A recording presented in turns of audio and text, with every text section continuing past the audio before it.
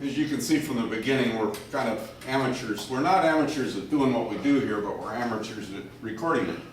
And I wasn't all the way set up, but we're back with it. And here we are, we're breaking down this beef. And I'm going to start with the front quarter. This is the front shoulder, the prime rib, or just the rib section. This is the plate section here. And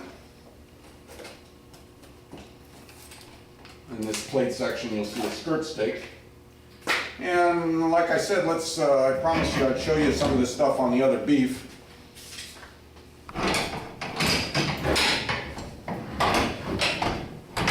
These same muscle parts are a little more evident. You know, there's the rib eye down through here. Here's the cross rib section on the chuck. And this little section in here on the plate, that's a skirt steak, which some of you people in different parts of the country are familiar with. And, well, here we go. To break off the chuck, I count up 5 ribs. 1, 2, 3, 4, 5. Stick the knife through to mark it on that one side.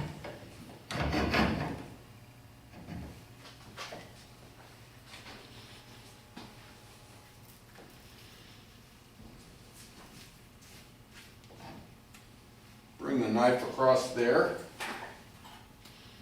And I'm going to pull the cross rib off because that's something I do here. It's kind of a regional thing. Someplace they just break that whole section off and put the chuck on the saw, but I'm going to break the cross rib off.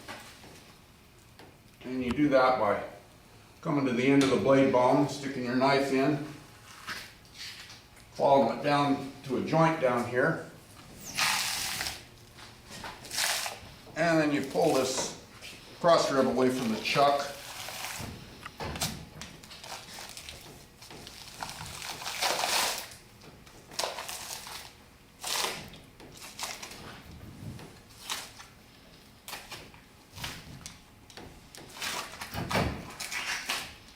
There you go, there's that joint that I talked about.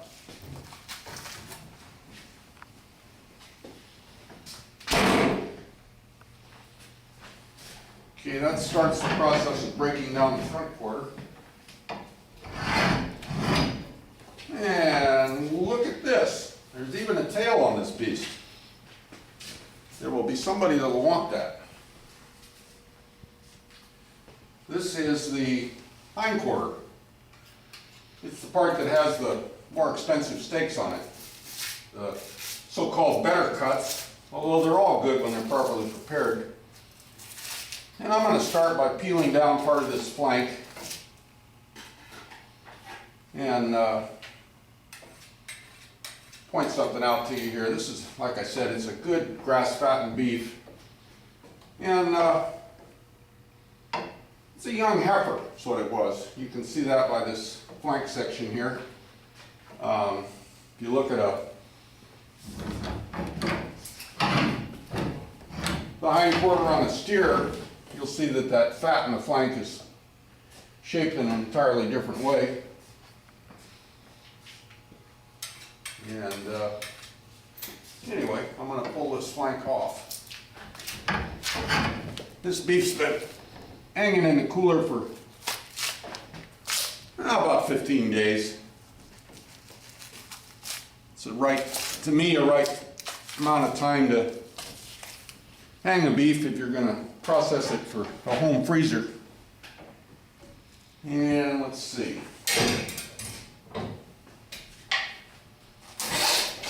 There's different ways of breaking beef down. This is the style of Bill the Butcher. It's kind of changed because of the region where I do this. And one of the things on these beef out here in California is everybody wants a tri-tip. So I kind of had to, over the years, I've changed my method of breaking beef down. And there's a tri-tip in here, and you can't really see it because this beef is so nice and fat. But if you look over here on this other lean beef, this young steer, you can see the outline of the tri-tip. You can see the seams of the sirloin tip. This is the tri-tip in here that connects to the top sirloin over here. This used to be referred to as the bottom sirloin, is what it was called in years past. Now it's just a tri-tip. So anyway, I'm going to start this braking process by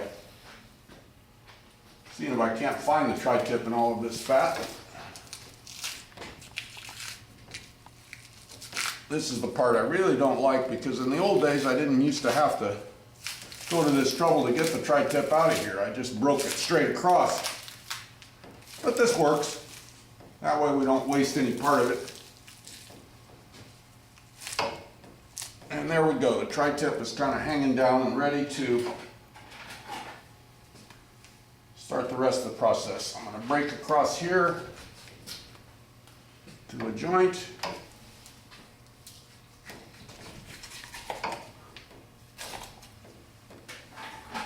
Okay. And now I'm going to saw these parts loose to get ready to take outside. And I got the hook in my hand. I'm not really sticking it in the meat. I'm just kind of steadying it with it. Normally when I break these down I use an electric saw, but this thing is just for the benefit of kind of slowing things down and giving you a good look at how it goes.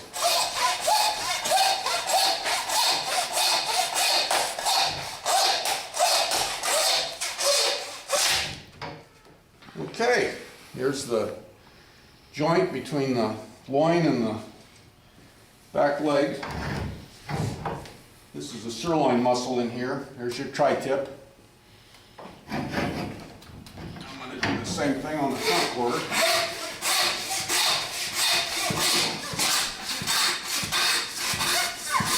Sawing across here between the 5th and 6th rib.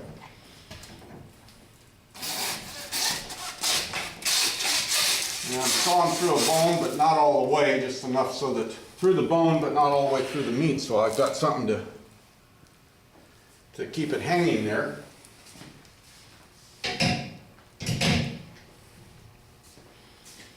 And I'll trim a little piece of